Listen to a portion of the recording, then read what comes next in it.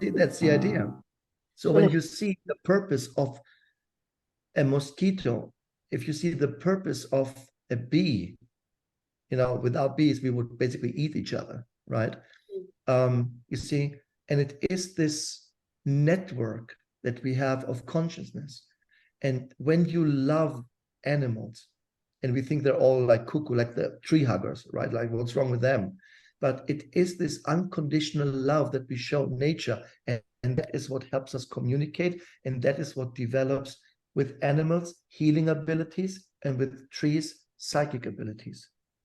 And also telepathy, would you say? Absolutely. Yeah. Absolutely. You see, why does a cat rarely to communicate sits on your third eye?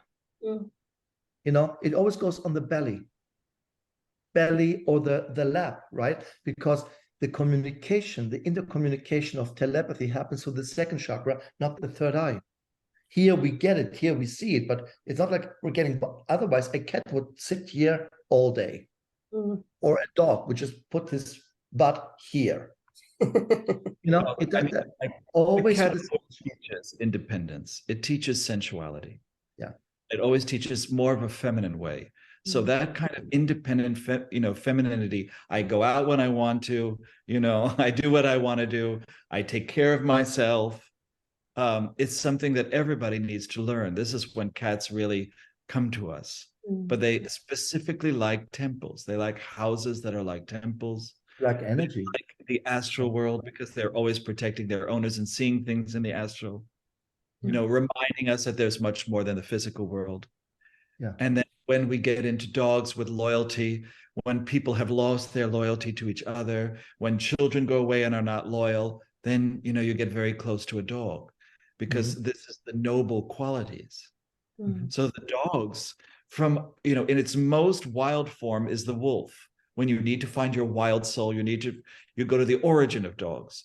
And if you want to find your origins, your true self in the wild, like a jaguar or a panther, your true nature, that's your wild self that you should never lose contact with, to the point of the actual dog next to you. Because they will teach you that how you approach a dog or how you approach nature or how you approach any plant, any tree, all the plants talk to each other. All the trees connected under the soil, for sure. But they have a mass communication all day long in which how you are to a tree tells all the other trees. How you are to a plant, it starts to communicate. How you are to animals, they tell all the other animals. And then you are accepted. This is a thing in shamanism when you go into the rainforest and if the forest is very, very loud and all of a sudden it quiets down and it's quiet, it means you're not really accepted. You're not part of the forest. So eventually in shamanism, you train yourself enough that you're part of the forest, that you're communicating with everything, that you're in a telepathy, that everything is alive. And then you walk into the forest and it just continues. It lets you be part of all its sounds. Welcomes you. But it doesn't do it in the beginning. It doesn't do it for normal people. And that is the profound spirituality all around us. The ability to have telepathy and communicate with all of life and respect it, respect each other. They teach us exactly how to live here. This is the way of balance. And human beings can get very way off balance. They don't balance the elements in themselves. They don't balance their natures. And they go very, very off. And then comes bizarre opinions, dogmas, even religious ideas that are fanatical and too overzealous. And then you have to stop and question, where is the origin of this in their subconscious mind? Why am I listening to their shadow? You don't need to listen to it. You have a choice now, really, especially with internet and social media and the networking. You don't have to listen to people's, bald opinions that have nothing to do with you. And and you don't want to include them in your life. And I think this is the beauty of what we're living. We're making choices now. This I don't want to be associated with. This I don't want to be associated with. But I'm going to live the way I want to live.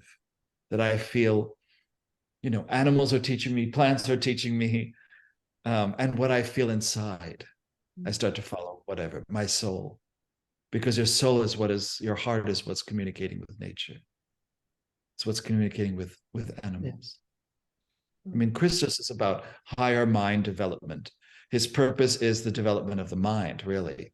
It's quite a high mental, but he has a very sensitive, feeling, emotional side. So he does both developments. And it's like having knowledge without wisdom. If you don't have wisdom, if you don't feel it, you're not going to have wisdom. And they have to be, built at the same time. You can't have one without the other unless you're too imbalanced. Right. I mean, Kristos, you've always taught about the balance of the elements, which is the shamanic idea. If you're out of balance in one element, and you must go into fire, earth, air, water, all the different aspects of yourself, like in Chinese medicine, like in many things. If you're in balance with the elements, many things happen. Well, the thing is also, Aline, what means balance of elements? Because people are trained also in our field or stimulated to think in a certain way, which is get rid of something. When you get rid of something, that you're going to be in balance, because then, and exactly the opposite happens, because when you cut off the foot from your leg because there's something off, you're not going to run a marathon. See what I mean? Or in a less dramatic way, if I try to overcome something and I keep thinking about what bothers me, there's going to be a gap between your emotion and your thoughts. See, that's the idea. Let me give you an example of how I would approach this as a practice, as a daily practice, because we can't prevent it. We're getting through stuff. I mean, that's just life, and we're having phones with us, so we're asking to be disrupted and distracted. When I remember when I was in music a long, long time ago, and in production, we would work on a track and it just wouldn't come together. And usually I was a guy who said, we're going to stick with it until it's finished, because, deadline, studios are expensive. And I had a producer who said, let's put it aside, do something else. And then we returned to that other track later, and there was a solution. And that is balance. That is balance. So when I'm an obsessive, self-absorbed, melancholic bitch, I don't say get rid of these elements. I say acknowledge them, say yes to them, and change or refocus your thought on what is the balance, without the need to think that in order to feel the balance or see the balance, I need to get rid of this. And this is the biggest lie and propaganda psychology created, psychiatry created, spiritual gurus created, teachers, and all that stuff is get rid of something. There is no way to expulse. Is that the right term in English? Yes. To expulse an old emotion. There's no way. To accept our shadows. Yeah. By accepting and by recognizing, this is something that must have vibrated in some shape or form with my contract, with my agreement. I'm going to get rid of this. That's why I admire people who are basically what we would call a mess. People who are alcoholics, drug users, and then they get sober and they make something out of their life. This is, for me, incredibly impressive, I have to say. Or people who come out as transgender, transsexual. I admire these people because I think they are walking teachers of evolution, basically, because it really represents the idea of breaking through a beast, an inner shadow, if you want. One of my favorite tarot cards is Strength. In Crowley, it's called Lust, which is more poignant, I think.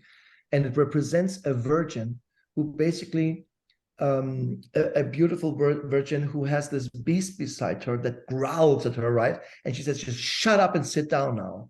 Hear you, sit down. She's not getting rid of it. You don't see a sword, you don't need a torch, you don't see kerosene, you don't see a hand grenade.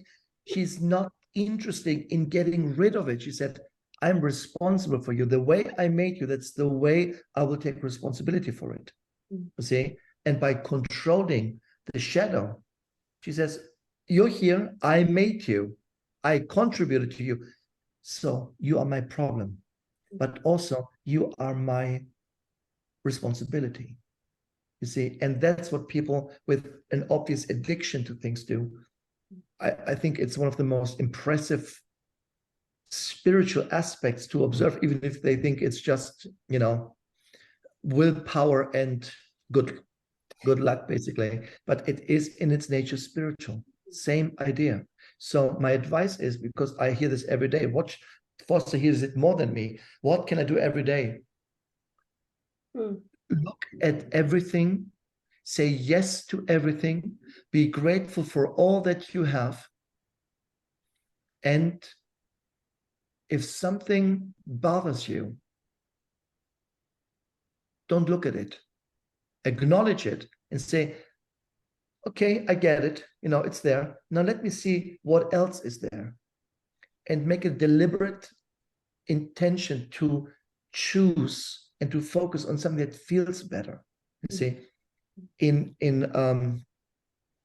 I remember in Montessori, you know, I had my kids in Montessori for only a year. Then I took them out because they were like just dumbing down, basically. That's just my opinion. Don't come for me, please. But, you know, it was like, do your homework. No. Then let's dance. And I thought, are you demented? You know what I mean? You know, that's not a curriculum. But in its core, very interesting. Okay, then let's relax the mind a little bit and let's go back to the homework. You see? So from that point, I don't say ignore it and it will go away or it becomes a huge issue, but return later to an issue when you feel better in relation to it. See what I mean? Yeah, that's the idea. Yeah. You know, when you catch somebody lying to you, cheating to you, threatening you, you know, this is something I have to learn because my nature is very Mars and I'm coming for you. You know, that's just my nature. I will come for you. So I try to not distract, but choose a different view for a moment. And then I return back to it. I'm still coming for you, but I will not destroy you like the first time. I will teach you a lesson because that's what we do in my craft, you see. But that is, I think, a good advice for a daily practice. You know, get up in the morning. First thing you do is look at the east, look at the rising of the sun if you get up that early, and say, you know, I'm grateful for all that I have. And I say yes to everything I am, everything I was, and everything I will be. Because with this thought, you build an understanding that I'm in agreement with what I am. I have people in the gym, I can't lose the weight. I can't, well, because you don't love the body the way it is. Well, it's just ugly. Well, then why should it change? You know? And you have a beautiful hypnosis on weight love as well, which is exactly incredible. Yeah. Exactly. So yeah. I wanted to do a weight loss city that has nothing to do with loss. And I changed it to weight love. And I have people who said, you know, I didn't lose the weight, but I feel so much more comfortable, so much more better. You know, people make compliments like, have you changed? You know, did you lose weight? It is all a question of energy and not how much do I kill myself in the gym and eat ice cubes. You know, that's the idea. So I know it sounds like a cliche, but Foster is more into love than me. You know, shamanism and healing is all about love. If you don't love people, you cannot help. You cannot transform anything. It's the one generator that really moves things. So my advice for a daily practice that is easy and, you know what I mean? And we're going to have two kinds of people, Aline. People say, that sounds really reasonable and, you know, simple enough. And people who say, that's bullshit. Yeah. You see? That's all there's going to be. I don't know if you heard, but my niece Margot, who's a golden retriever, just barked as you said that. Knows very well. You see what I mean? There's going to be two kinds of people, and you choose what kind of environment you want to have around you. So my second advice for this year as a daily practice is choose your tribe. Yeah. Choose your tribe. You see, and Foster always says, don't let people use you as a doormat just because you're friends. You know, I haven't said enough yet in my life about abusive friendships. Another thing, Aileen, that has been a long-term process is everything that I find is very uncomfortable for me. You know, before I did exorcisms for many years. When I was a kid, you know, I was a born again kind of Christian preacher and a teacher. And, you know, I was a healer in churches and laying on of hands and taking out spirits and all that kind of stuff. As I got older, of course, I met demons and I met the old gods and the old goddesses, and I embraced them. So the very things that people call demons and how they talk about them in this Christian sense completely left from me. All the Christian dogma left. And everything I was so afraid of, a succubi, an incubi, you know, whatever, these other races that are here, the werewolf race or whatever, very, very few of them, but, you know, and the amazing, you know, vampires, whatever. I always had a terrible image of vampires. Then I got to know their history. I got to know who they are. And you started to have a deep respect for them, an understanding. Not that I want to be them or that I'm even seduced, but that I respect and honor all these different spirits. This is, I believe, what shamanism is when you're embracing your shadow. You're embracing, like when I first met jinns, you know, when they started making themselves known to you. You know, I bought Kristos this jinn knife with a jinn attached to it. When jinns were coming into our sphere, they started to teach us other things, other ways of seeing life. And when you put all of that together, and that love of the divine that I've always had, I've always been, you know, very high, everything's high, you know, and I have a lot of friends with angels and all that kind of stuff. We started to meet the psychotic angels too. So it's not all great. But we started to discern slowly, no, let's look below. If it's above, so below, let's also look below. And I think this whole life on earth, we've really looked below. We've looked at the depths of things. We've grown our own herbs. We've learned about poisons. We've learned about everything that people reject. Oh, that's bad. That's awful. You shouldn't go there. I went there. And that's, I believe, what real courage is. It's not the courage of, I have to jump out of an airplane, which I did do, which was not a great thing for me, but, you know, to get over a fear of heights, or dangle off a cliff, you know, with different shamans. For me, what was very important, not just to face that fear, but the fear of the unknown, or the fear of the other side, or the fear of, you know, leaving your body. That was probably the biggest fear, the out-of-body experience. You know, can I get back to my body? And why is my body paralyzed when I come back? And, you know, how do I wake it up again? And not to be afraid to leave a body. You know, then I stopped being afraid of cemeteries, not being afraid of the dead.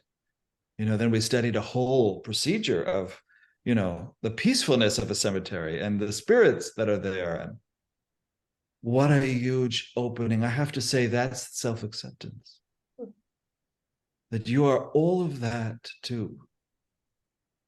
And I found that's the real shamanism, that you take a walk and whatever you gather into your medicine bag on that walk, whatever presents itself to you as power through nature and connection, how it reflects you and nature as reminding you of who you are and life. And I love the idea of Kali, right? That she's born and sacrifice is part of birth, that you will die. So sacrifice, and that she cuts off your head, and then you're not in your head anymore, and you're not your body, and you're already one with divine, and you have to awaken that, and that's the feminine teaching. And that you have to go up, you know, there's 3 things of blood that come out when you cut off the head. And Kali says, you know, these are the 3 parts of your subtle body, the Sushumna and the Ida Pingala, and you work with your subtle bodies to attain oneness. Yes. Mentality. And then once you come with that, no matter where you go, things get revealed to you. You start to see, you know, what happened to these different races, or what happened to, you know, fairies, whatever. There's so many different races. You grow to know them, and you love them as much as you love the clients that come to you for healing, that, you know, you help them to understand their own psyche, their own shadows, what they're afraid of, and slowly bring them to courage, self-acceptance. You know, Kristos, you always say you have to write down the negative traits, you know, what are all your failings, everything on one piece of paper, you know, or many, And then on the other side, you write down all your noble traits and attributes. Well, you know, in Hermetics, we have a practice, which I want to say, you can't just separate it and do it out of context. But we basically practice, and I say this carefully, the shadow. Mm. So if I would, let's say, again, I grew up in the music scene, in the club scene in the end 80s, beginning 90s, and there was a lot of drugs everywhere. I mean, we're talking about heavy duty stuff. And to some degree, I've never been high in my life. So it's not something that called me, but it was there. Let's say hypothetically, I was prone to it. Mm. Then homeopathically, to make it hermetically, to make it really drastic, I would have tried for 1 year a drug, and then I would have had to stop for a year the drug, and then the following year you start again. Then you see what I mean? In other words, you take the shadow and you basically practice it to some degree. You see, again, it doesn't work out of context, but that is the theory of it. And then you stop it. To make it more easier, my teacher would smoke for a year and then stop for a year, then smoke for a year and stop for a year. So the smoking was irrelevant. It was the practice of creating a polarity in the mind and in the brain itself. You see? So the same with drinking. I could say I'm going to, or make it much more easier when I say for a year, I'm not going to eat any sugar. And then the second year, I'm going to eat sugar. The third year, I'm going to avoid the sugar. So it becomes a tool to exercise the mind of some degree. But again, this is more within a Hermetic practice and within a school curriculum, you would say. Otherwise, people would go off. Yeah. You know, wait, heroin, 1 year. You know, of course not. But the idea is, again, with the same with, we had with Foster a little talk in our podcast, for example. I think it was the one before the last one, where the thought was also, at what point do we need to step back from spirituality? You know, and I do believe very much that when people are, I mean, let's assume that they're really disciplined in something. The goal in Hermetics and in magic is that you become the habit. You don't have to practice it anymore. You see? So the meditation, I don't meditate anymore because I'm quite meditative in general. I've become quite meditative. I don't close my eyes when I meditate. Now I meditate with open eyes because I don't need to close my eyes. So you see, the thing is, you know where I'm going with this? Yeah, absolutely. Yeah. You see, yeah. And that is kind of also a part of evolution. So we, you know, because you're also, I know a famous trainer who basically said, I have this bodybuilding body, and my I can't understand why my clients are so struggling with, I just tell them, eat this and work out, eat this and work out. So he would go for a year, or I think for a year, and basically pork himself to like 300 pounds. And then he lost the weight in order to understand what his clients are going through. Wow. Yeah. You see what I mean? He's not Hermetic, he's not into magic, he's not into spirituality for what I know, but he practices a very truthful element that we have in my school, you know? So we have to look at the shadow and meet, it's almost like travel to the black hole as close as you can, but find this edge where you're not being pulled in and you're still in control, but you're exposing to it. And I know Foster in his book, or in his books, writes about his journey and his training when they hang him upside down from some abyss. And I'm like, you're nuts, you know? He's like, no, there it is, or blindfolding, you know? We did over the years when I know Foster blindfold walks and blindfold runs. And I thought, okay, he says, now imagine this on a mountain with pretty much nothing. You're always a step from, you know, needing your health insurance, you know, hopefully, you know, but it makes total sense to me. And now it's meditations in the void. Now it's meditations with Akasha. This is the same thing as when I was blindfolded or went through these physical torments, really, as a shaman. Now we do it with a meditation. We enter into these black holes, even to the edge, and we understand it more. We start to see how it feels. Also the blanking of the mind in meditation, or staring at something, for a long time. We are learning now really how to go into an empty space and fill it with ourselves, or get to know divinity in that empty space and feel that part of our own divinity.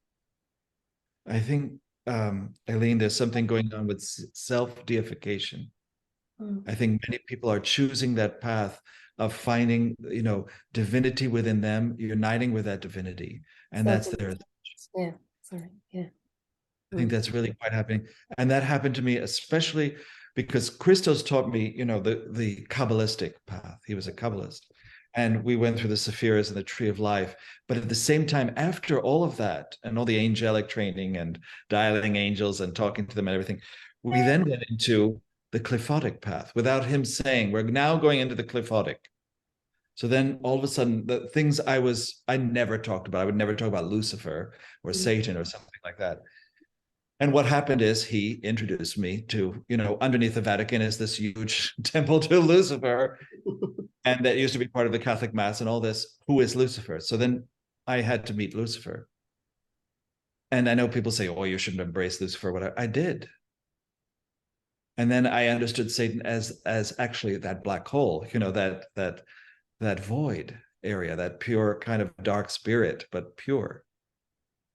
Also part of all of this creation and chaos that was part of creation that is in fact deity itself. What Foster describes is very... Well, I want to contribute to this a little bit. I think I want people not to be afraid to look at their shadows and not look at shadows as something bad just because it's been told. I've been told so many times, Aline,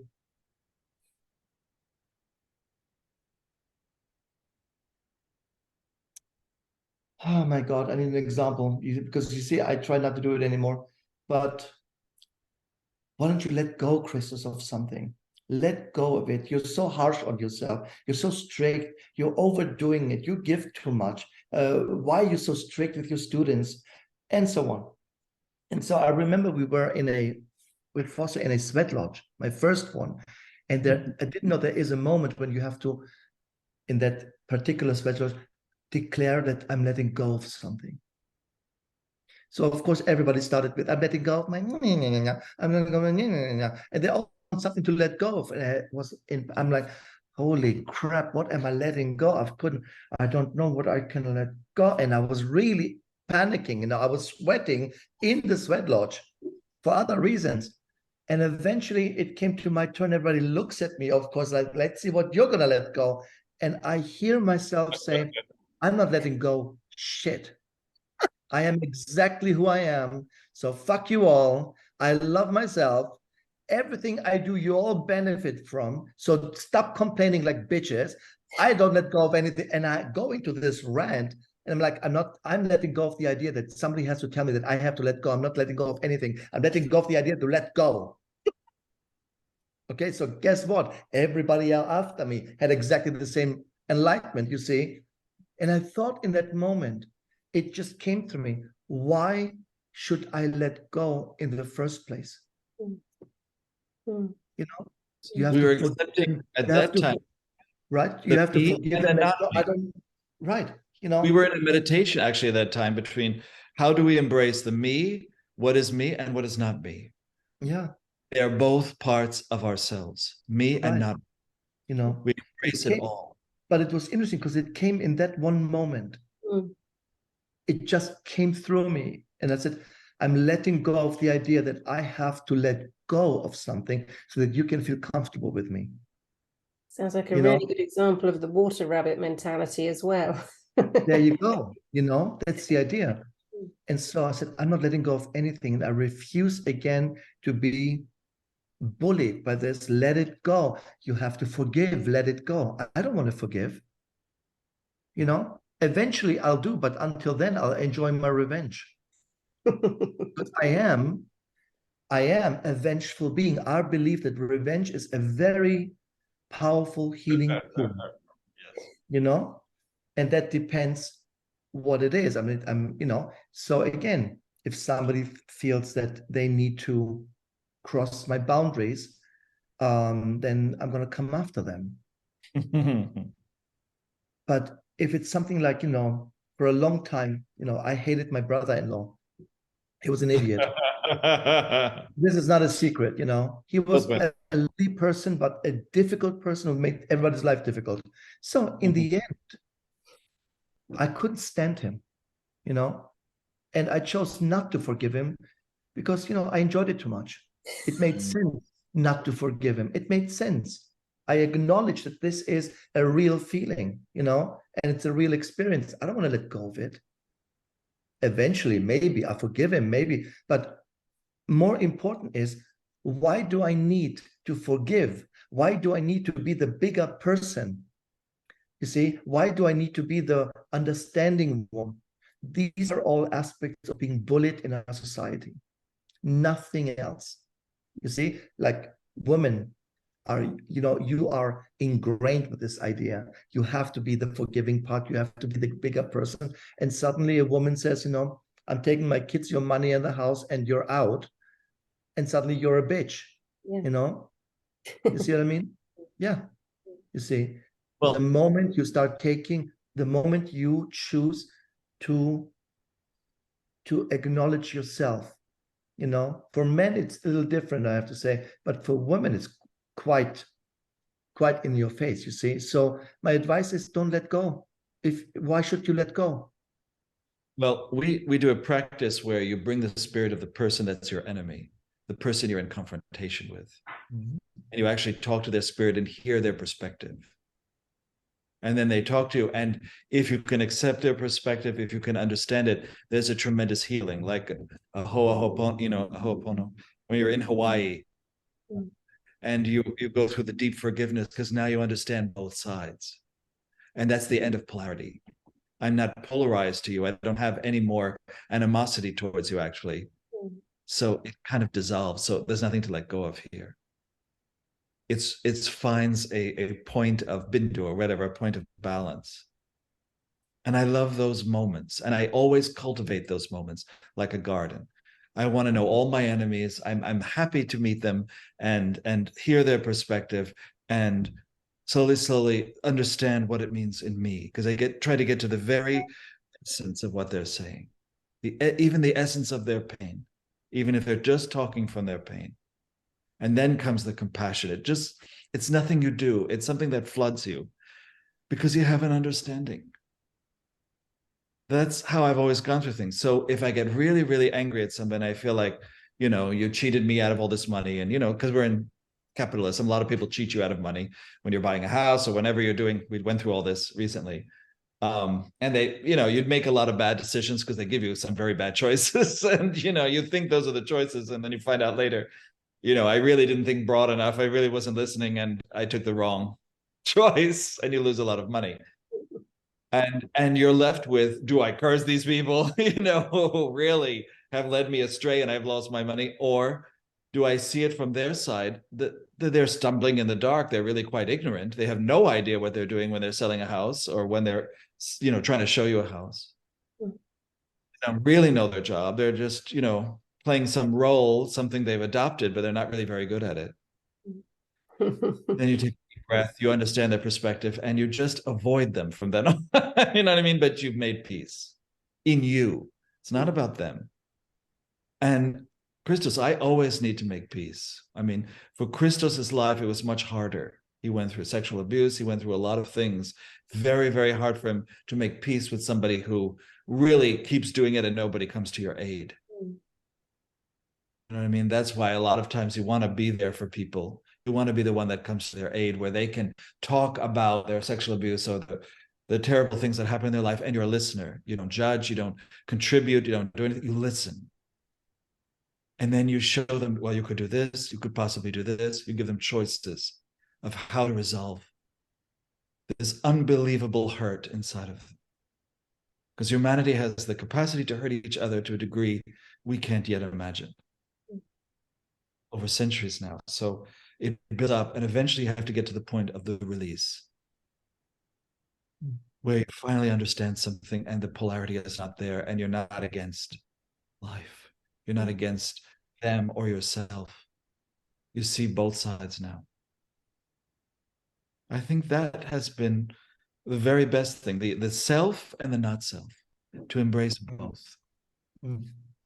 This is to me the big yes. This is coming home for me. Embracing all this wonderful darkness, and because I come from so much light, to have both and to be at home in both, I think has been the great delight of this whole life. And of course, I don't have to do it alone. I have somebody in my life. I'm not alone. All the time, you become a yogi, you become a shaman, you're always alone. You do your practice and you're not really alone. You're not lonely or anything. You're connected to everything, but you have somebody by your side who's doing their path too. And you love them no matter what, with unconditional love, really, and all their habits and everything. And you still want to be there. You still want to wash their dishes. But I always say to Kristos, I'm here and I still want to wash your dishes. Because I'm cooking. I love it. I can't do both. Or borrow my car, or take my clothes, or whatever. Oh, I'll take it. I'll take it. I want to share everything. I don't really want to keep it all for myself anymore. This is mine, that's yours. All that is part of relationship. And I have to say, I have really enjoyed even the mundane quality of it. Because, we really do take a lot of risks. We really do a lot of things on the edge.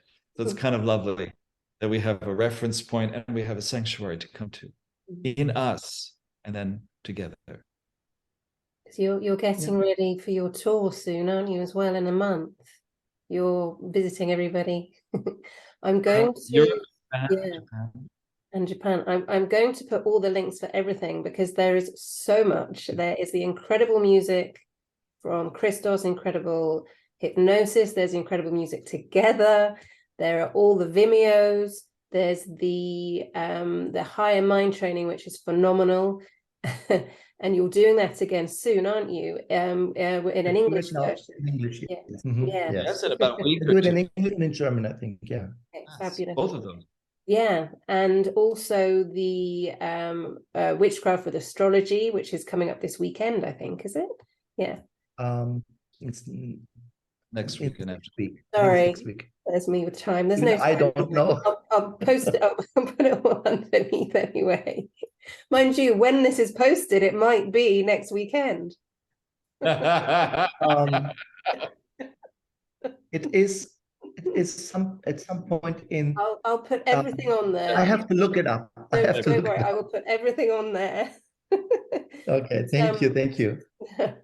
Because you are both incredible, and just thank you so much. So you're going to be on tour, seeing people in person again. You're still doing your online sessions. So if anybody would like to do online sessions with you, which are also incredible, you can do those online if you can't get to Kristos and Foster in various countries. And then also the huge sacred tour to Japan. Can you talk a little bit? I cannot wait to go to Japan. Because Japan, again, is a gate, is a portal. It has incredible. It is on the same level like Egypt for me. It's on the same level like Peru. These kind of places. But remember, when you go to Peru now, for example, Machu Picchu, they don't like spiritual tourism anymore.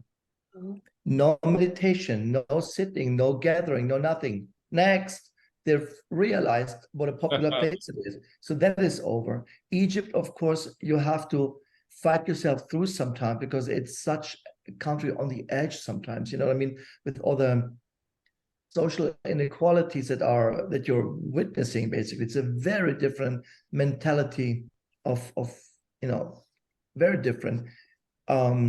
And just because the people live in Egypt and they see the pyramids every day, it doesn't mean they acknowledge it as what it is. They're completely oblivious of it.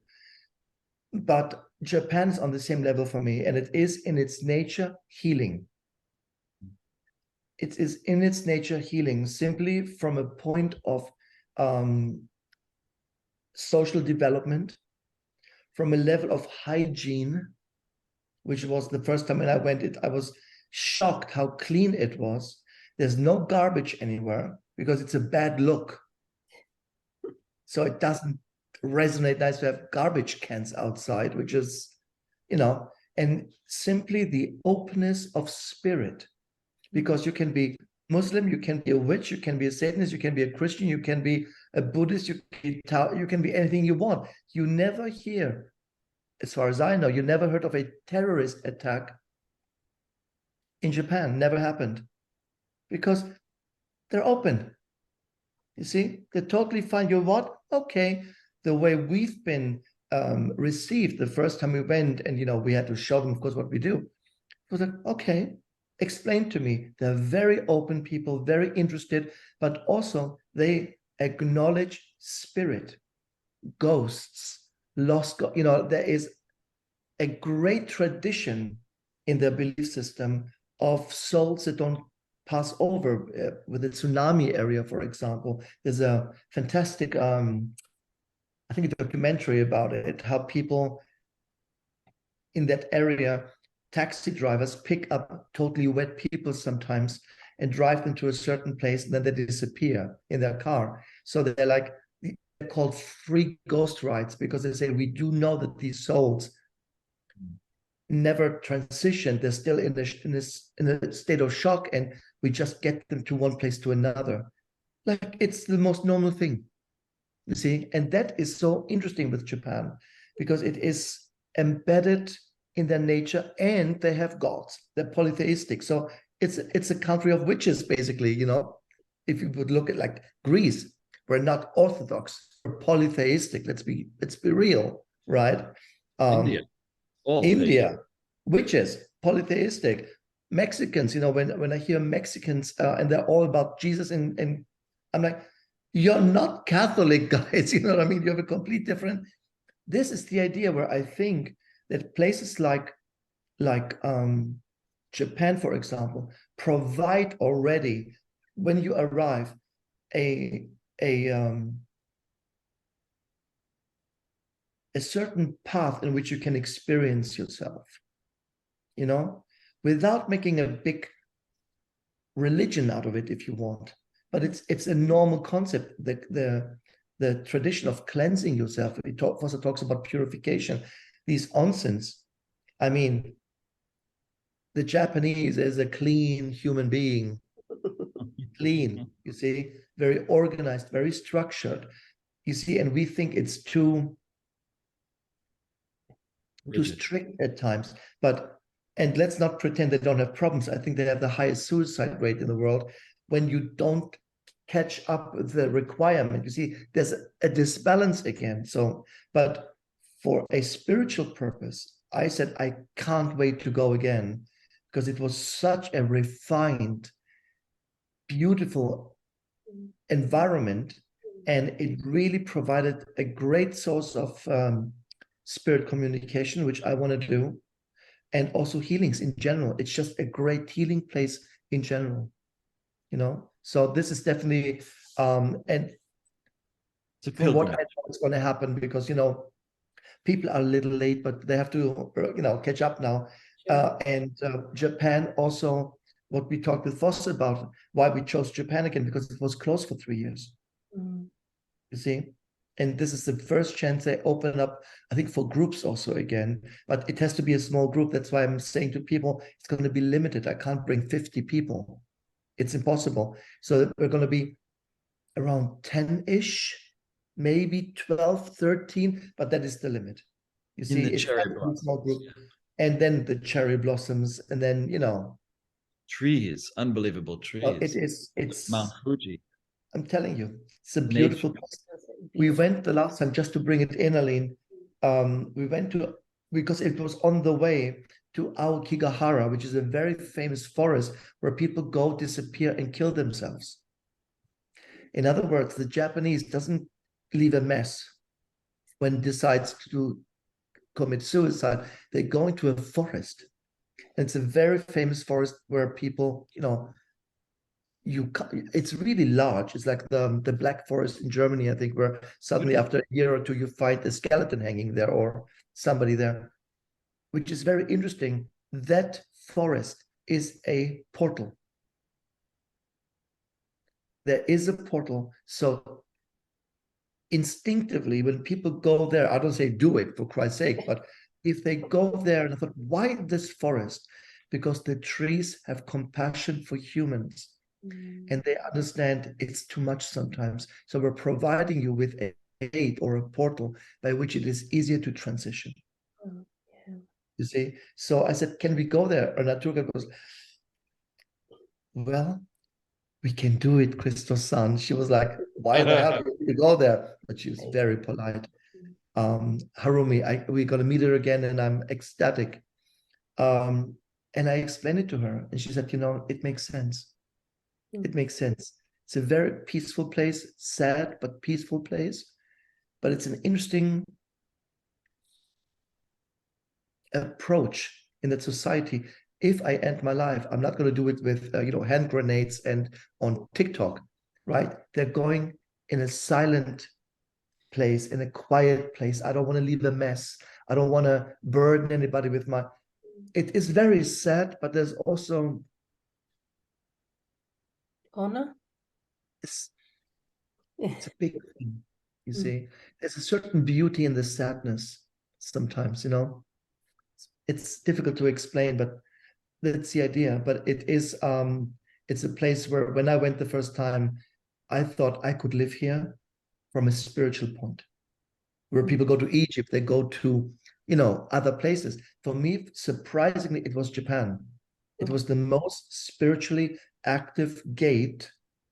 Not the whole island, of course, but a great deal of it. And the places we went, Kyoto and Osaka, are vibing, I have to say. We didn't go to Tokyo because I don't need another New York.